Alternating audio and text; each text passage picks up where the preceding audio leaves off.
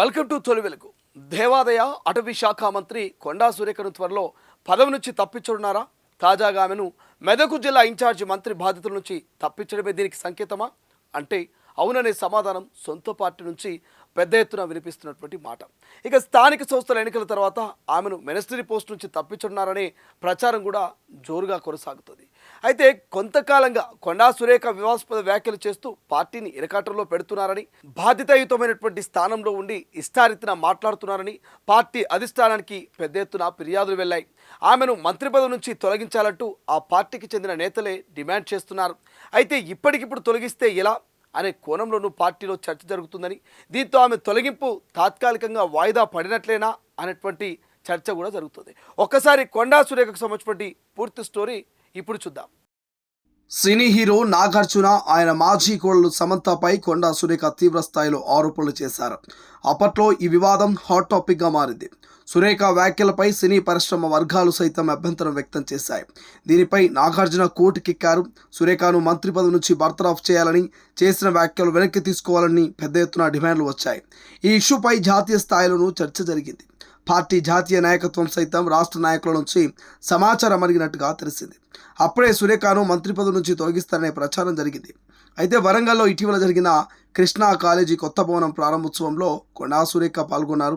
ఆ సమయంలో ఇతర మంత్రులైతే ఏదైనా పనులు చేస్తే డబ్బులు తీసుకుంటారు, కానీ తాను సిఎస్ఆర్ కింద విద్యార్థులకు ఉపయోగపడేలా కొత్త భవనం నిర్మించి ఇవ్వాలంటూ చెప్పాను అని కామెంట్స్ చేశారు.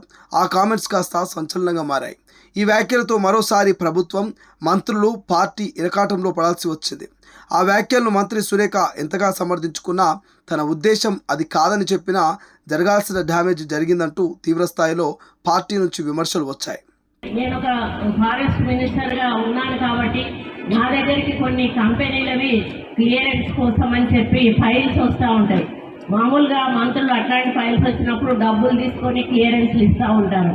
నేనన్నా మాకు ఒక న్యాయ పైసా మీరు ఇవ్వాల్సిన అవసరం లేదు, మీరు సమాజ సేవ చేయండి, మా స్కూల్ ఒకటి డెవలప్ చేయండి, మా పేరు మీద అది మీ పేరు గుర్తుండిపోతుంది అని చెప్పినప్పుడు వాళ్ళు మేము పై వాళ్ళతో మాట్లాడాలి మేడం, మా చేతుల్లో లేదు అని సదానంద రెడ్డి.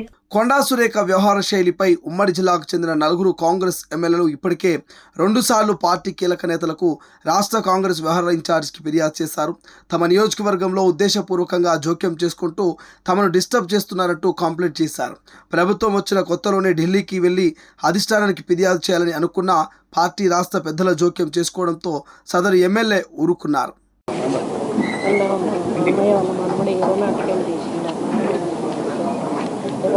ఏరోనాటికల్ ఇంజనీరింగ్ పెట్టేసా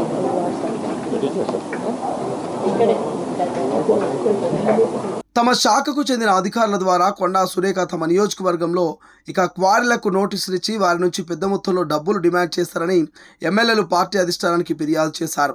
సొంత పార్టీ ఎమ్మెల్యేలు కంప్లైంట్ చేయడంతో ఏఐసిసి ఇన్ఛార్జ్ మీనాక్షి నటరాజన్ జోక్యం చేసుకున్నారు. దీనిపై సురేఖను వివరణ అడిగారు. ఏమిటి ఫిర్యాదులు, ఎందుకు ఇలా చేస్తున్నారంటూ వివరణ అడిగినట్లు సమాచారం. మీనాక్షి వివరణ అడిగిన కొద్ది రోజుల్లోనే కొండా సురేఖను మెదక్ జిల్లా ఇన్ఛార్జ్ మంత్రి పోస్టు నుంచి తొలగించారు. మంత్రివర్గ విస్తరణ సమయంలోనే కొండా సురేఖను మంత్రి పదవి నుంచి తొలగిస్తున్నారంటూ తీవ్రస్థాయిలో ప్రచారం జరిగింది. అయితే ఈసారి తొలగింపు లేకుండా కేవలం చేర్పులు మాత్రమే ఉండడంతో ఆమె పదవి పోలేదని, లేకుంటే పోయేదంటూ పార్టీలో పెద్ద ఎత్తున ప్రచారం జరిగింది. ప్రస్తుతానికి సురేఖను ఇన్ఛార్జ్ మంత్రిగా తొలగించారని, స్థానిక సంస్థల ఎన్నికల తర్వాత జరిగే మంత్రివర్గ విస్తరణలో ఆమె పదవి గండం పొంచి ఉందంటూ నేతలు పెద్ద ఎత్తున గుసగుసలాడుకుంటున్నారు. అసలైన తొలి వెలుగు. ఫాలో వాట్సాప్ @తొలి వెలుగు official.